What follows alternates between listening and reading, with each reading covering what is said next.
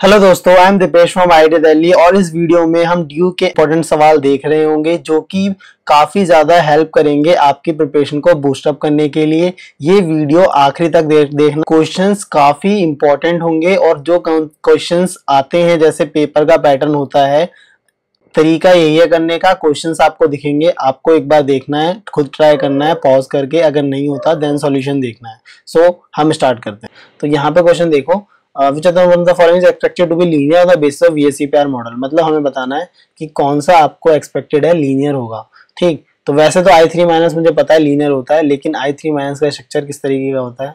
यहाँ पे trigonal bye pyramidal geometry होती है ना। क्योंकि हम ज्योमेट्री में लोन पेयर काउंट नहीं करते तो शेप इसका क्या हो जाता है, लीनियर हो जाता है। ठीक, I3 माइनस इस तरीके से होगा, है ना। I3 पॉजिटिव की बात करें तो I3 पॉजिटिव में क्या होता है, आयोडीन यहाँ पे एक आयोडीन होगा, तो इसके पास दो लोन पेयर होते हैं, है ना। तो कुछ इस तरीके इसका वी शेप हम कह सकते हैं। SO2 में भी बैंड शेप होता है, डबल बॉन्ड, और यहाँ पे एक लोन पेयर होता है। NO2 में भी कुछ इस तरीके का स्ट्रक्चर बन रहा होता है। तो मतलब लीनियर क्या होगा हमारा, I3 माइनस होगा।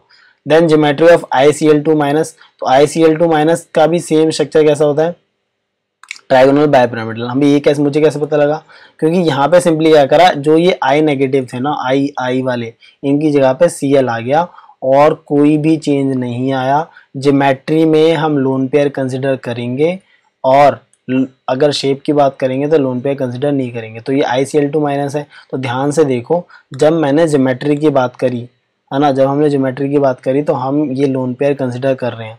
तो ये क्या बना रहा है, एक ट्राइगोनल शेप बना रहा है ना, और बाय पिरामिडल कुछ इस तरीके से पिरामिड बना हुआ है इन क्लोरीन की वजह से।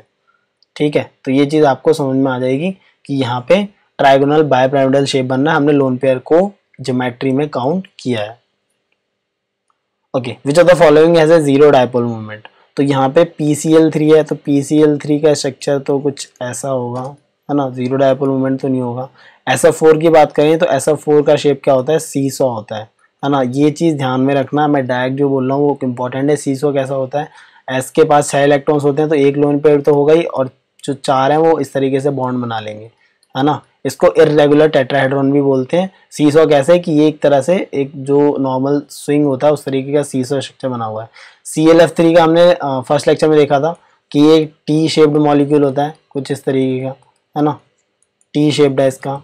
तो यहाँ पर भी क्या होगा, जीरो डायपोल मोमेंट नहीं होगा। और जो फोर्थ है वो क्या है, SiF4 है। अब SiF4 मैंने बताया था ये टेट्राहेड्रल होता है, सिलिकॉन टेट्राफ्लोराइड, और टेट्राहेड्रल होगा तो म्यू क्या होगा, जीरो। जैसे CH4 का म्यू जीरो होता है वैसे ही SiF4 का क्या होता है, mu zero. Again oxidation state of oxygen O2F2 simple सा है कि ऑक्सीजन स्टेट हमें O2F2 बतानी है, तो यहाँ पे हम फ्लोरीन कंसिडर करेंगे क्योंकि फ्लोरीन क्या है, ज्यादा इलेक्ट्रोनेगेटिव। तो 2x प्लस 2 इंटू -1 फ्लोरीन की, ये पूरा न्यूट्रल कंपाउंड है, तो 2x आ गया -2। तो यहाँ पे x की ऑक्सीडेशन स्टेट क्या आ जाएगी, +1।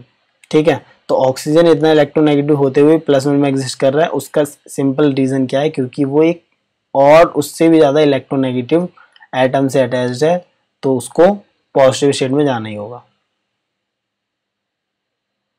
नेक्स्ट क्वेश्चन देखिए, विच of the following is an type semiconductor. तो एन टाइप सेमीकंडक्टर में क्या होता है, हम जब डोपिंग करते हैं तो कोई भी हमें एलिमेंट दे रखा है उसके हाइयर ग्रुप का उसका डोपिंग कर देते हैं। तो सिलिकॉन में अकेला सिलिकॉन है तो ये तो कोई डोपिंग हुई नहीं सिंपली, है ना।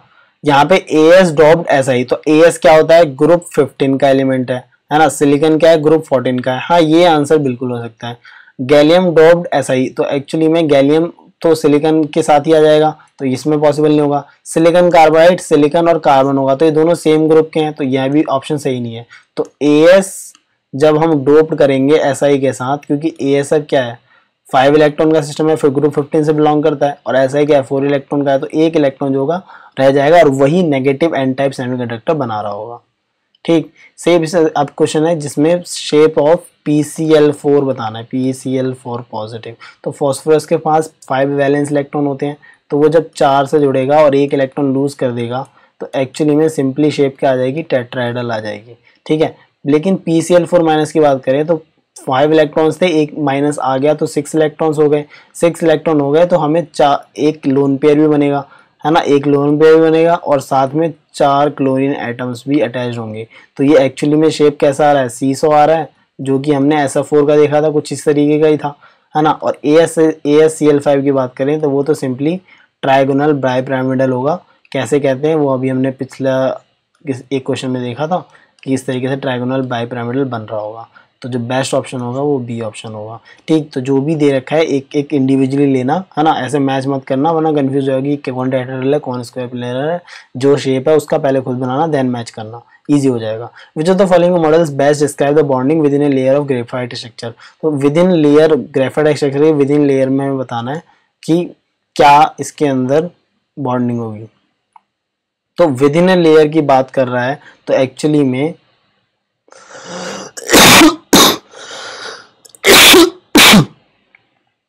तो विद इन अ लेयर में हमारे कार्बन के बीच में क्या होती है, बॉन्डिंग होती है।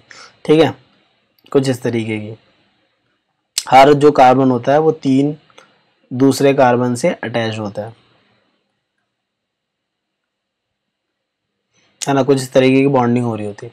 तो यहाँ पे विद इन अ लेयर की अगर बात करें तो वो नॉन मेटेलिक कोवेलेंट बॉन्डिंग होती है ना। लेकिन अगर हम बिटवीन द लेयर बात करें, विद इन लेयर, ये लेयर के अंदर थी, बिटवीन लेयर इसके नीचे एक और लेयर होगी इस तरीके की, है ना, कुछ इस तरीके की लेयर होगी। तो उनके बीच में क्या होता है, वैंडरवाल फोर्सेज होते हैं, पाई स्टैकिंग फोर्सेज होती हैं। तो ये ऑप्शन तब होता है जब यहाँ पे विद इन की जगह पे वर्ड क्या होता है, बिटवीन लिखा होता। तो वर्ड्स में बहुत ध्यान रखना, वर्ड्स में खेल जाते हैं ये।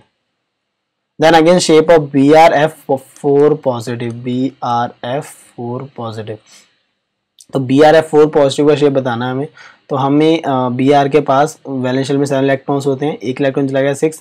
तो सिंपली क्या होगा यहाँ पे एक लोन पेयर बचेगा, है ना, एक लोन पेयर बचेगा और जो Br है वो 4 एटम से जुड़ेगा। तो एक लोन पेयर है और ये 4 एटम से जुड़ेगा, तो कुछ इस तरीके का स्ट्रक्चर देखने को मिलेगा। तो ये स्ट्रक्चर बिल्कुल सिमिलर है किसके, SF4 के, PF4 माइनस के। इसका मतलब ये स्ट्रक्चर भी क्या है, सीसो है, और इसी को हम इर्रेगुलर टेट्राहेड्रन भी बोलते हैं। ठीक है, तो ये सारे क्वेश्चन सिंपल थे, इजी थे और ना समझने वाले थे, और काफ़ी घुमा फिरा के आता है, एकदम से क्वेश्चन आता है समझ नहीं आता कि कौन सा शेप लगाएं। तो आपको वैलेंस इलेक्ट्रॉन देखने हैं, देन उस पर चार्ज क्या है तो उसको इलेक्ट्रॉन लूज करा देना। वैलेंस इलेक्ट्रॉन 7 थे, हमने इलेक्ट्रॉन लूज करा दिया, पॉजिटिव चार्ज था तो 6 इलेक्ट्रॉन आ गए। 6 इलेक्ट्रॉन में 4 बॉन्डिंग में चले गए, तो दो से एक लोन पेयर बन गया। फिर हमें पता लग गया एक अगर लोन पेयर है और 4 बॉन्डिंग पेयर है तो वो पक्का सीसो ही बना रहा होगा। In which of the following molecule are all the bonds not equal, किस में सारे बॉन्ड्स इक्वल नहीं है। NF3 की बात करें तो इसका स्ट्रक्चर पिरामिडल होता है और ये सारे बॉन्ड आपस में इक्वल होते हैं, कुछ ऐसा कुछ नहीं हो रहा होता। अगर ClF3 की बात करें तो ClF3 की तो बहुत ज़्यादा बात कर ली। ClF3 में क्या होता है, टी शेप का स्ट्रक्चर होता है। तो इसमें जो बॉन्ड्स हैं ये एक्सियल वाले हैं, तो एक्सियल का और इक्वेटोरियल का जो बॉन्ड होगा वो डिफरेंस आएगा। हाँ, तो ये ऑप्शन है, हो सकता है। NF3 में तो नहीं था। BF3 में भी सेम है। AlF3 क्या होता है, AlF3 तो एक झूठा कंपाउंड है, ये एक आयनिक कंपाउंड है, एक कोवेलेंट जैसा लगता है पर ये एक्चुअली में क्या है, आयनिक कंपाउंड है। तो इसमें हम कोई भी बात नहीं करते, AlF3 ध्यान में रखना, एक आयनिक कंपाउंड है। तो बेस्ट ऑप्शन क्या है, B option. Okay, if CC bond in C2H6 undergoes heterolytic fission. Okay, अगर CC बॉन्ड C2H6 में हेटेरोलिटिक फिजन में जाता है तो हेटेरोलिटिक फिजन का मतलब क्या होता है ये समझ लो पहले, कि C2H6 का स्ट्रक्चर कुछ ऐसा होगा, CH3 तो हेटेरोलिटिक फिजन होगा तो एक पे पॉजिटिव चार्ज आ जाएगा और एक पे नेगेटिव चार्ज आ जाएगा। तो ये क्या बन जाएगा, CH3 माइनस, दूसरा बन जाएगा CH3 पॉजिटिव। ठीक है, तो इसमें बोला hybridization of two resulting carbon. तो यहाँ पे देखो CH3 माइनस जो बना होगा, कार्बन आयन बना होगा, इसके पास 3 बॉन्ड पेयर है प्लस एक लोन पेयर है, तो 4 स्टाइरिक नंबर आया, sp3 हाइब्रिडाइजेशन होगी। इसके पास सिर्फ 3 बॉन्ड पेयर है, कोई लोन पेयर नहीं है, उल्टा पॉजिटिव चार्ज है, तो ये सिंपली क्या होगा, sp2 हाइब्रिडाइजेशन जाएगा। तो sp3 sp2, तो मुझे क्या बोला, ओके सो sp3 sp2 जो ऑप्शन होगा वो सही होगा, यानी कि सी ऑप्शन करेक्ट है। ओके, ये वाला क्वेश्चन लास्ट होगा, उसके बाद हम कुछ और क्वेश्चन देखेंगे। यहाँ पे देखो, which of the following species are hypervalent. Hypervalent का मतलब क्या होता है, जब भी किसी भी कंपाउंड के अंदर मोर देन 8 इलेक्ट्रॉन आ जाए, मोर देन 8 इलेक्ट्रॉन आ जाए, उसके पूरे वैलेंस जिसमें बॉन्डिंग कर रखी है उसमें मोर देन 8 इलेक्ट्रॉन आ जाए तो हाइपरवैलेंट बोलेंगे। अगर लेस देन 8 आता है तो उसको हाइपोवैलेंट बोलते हैं। जैसे ClO4 माइनस की बात करें तो उसका स्ट्रक्चर कुछ ऐसा होगा। ठीक, तो यहाँ पे ध्यान से देखो, अगर इलेक्ट्रॉन गिनने बैठे तो ऑक्टेट रूल तो बहुत आसानी से फेल हो रहा होगा यहाँ पे।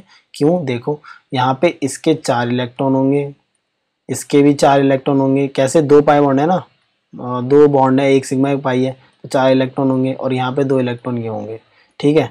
तो यहाँ पे 4 2 8 4 12 4 16 इलेक्ट्रॉन है, तो मोर देन 8 है, तो हम कहेंगे ये तो पक्का हाइपरवैलेंट होगा, मतलब 1 जो है वो तो ऑप्शन इसमें 1 नहीं है, उसको तो पहले काट दो। देन BF3 की बात करें तो BF3 कुछ ऐसा स्ट्रक्चर होता है। अब यहाँ पे BF3 जो होता है एक 6 इलेक्ट्रॉन कंपाउंड है। कैसे? यहाँ पे देखो, यहाँ पे 2 इलेक्ट्रॉन इस बॉन्ड के, 2 इलेक्ट्रॉन इस बॉन्ड के, 2 इलेक्ट्रॉन इस बॉन्ड के, तो हम कहेंगे ये हाइपोवैलेंट है। हाइपोवैलेंट का मतलब क्या है? इसमें लेस देन 1 इलेक्ट्रॉन है। वो अलग बात है कि इसकी स्टेबिलिटी फ्लोरीन के डोनेशन से आ जाती है, फ्लोरीन के इंटर इलेक्ट्रॉन रिपल्शन से। ये जो लोन पेयर है खुद ब खुद डोनेट कर देते हैं बोरोन के अंदर, तो डबल बॉन्ड आया था, तो ये काफ़ी स्टेबल हो जाता है BF3 कंपाउंड, ठीक है। तो BF3 क्या है मेरा? हाइपोवैलेंट। तो हाइपरवैलेंट तो नहीं है, तो जहाँ पर भी 2 ऑप्शन है उसको तो काट दो, तो ये ऑप्शन भी कट गया, ये ऑप्शन भी कट गया, तो बचा सिर्फ B। तो क्वेश्चन को ऐसे ही करना है कि आपको एक या 2 ऑप्शन से पता लग जाएगा कि आंसर कौन सा है ना। फर्दर अगर कभी टाइम बचता है तो कंफर्म कर लेना पेपर के बीच में ही कि अब हो गया है, मैं दोबारा रीचेक कर लेता हूँ। लेकिन अगर एक या 2 ऑप्शन से आंसर पता लग जा रहा है तो कर देना खुद। अब जैसे थर्ड वाले को देखो, SO4 2- है, तो SO4 2- में तो पक्का ही होगा। स्ट्रक्चर कैसा होता है? डबल बॉन्ड O, यहाँ पे O-, इस पे भी O-, तो इसमें भी पक्का 8 से ज़्यादा इलेक्ट्रॉन है, क्योंकि 4 तो 4 इसके ही हो गए। देन यहाँ पे 2 इसके और 2 इसके, तो यहाँ पे 12 इलेक्ट्रॉन्स आ रहे हैं, तो 12 इलेक्ट्रॉन्स की वजह से ये क्या होगा? हाइपरवैलेंट। अब CO3 2- देखो, लगने में ये भी रहा है लेकिन ये, तो यहाँ पे डबल बॉन्ड होगा, इस पे O-, इस पे भी O-, तो इसके 4 इलेक्ट्रॉन होंगे, 2 बॉन्ड है, यहाँ पर 2 इलेक्ट्रॉन, 1 बॉन्ड है, 1 बॉन्ड, तो 8 इलेक्ट्रॉन्स हैं। तो ये एक हाइपरवैलेंट नहीं है, सिंपली पूरा एक ऑक्टेट रूल को फॉलो करने वाला कंपाउंड है, ठीक है। तो ये भी हाइपरवैलेंट नहीं होगा, ये हाइपरवैलेंट होगा, ये भी नहीं होगा, है ना, और ये हाइपरवैलेंट होगा, ये तो एक्चुअली में हाइपोवैलेंट है। तो जो बेस्ट ऑप्शन होगा वो 1,3 होगा।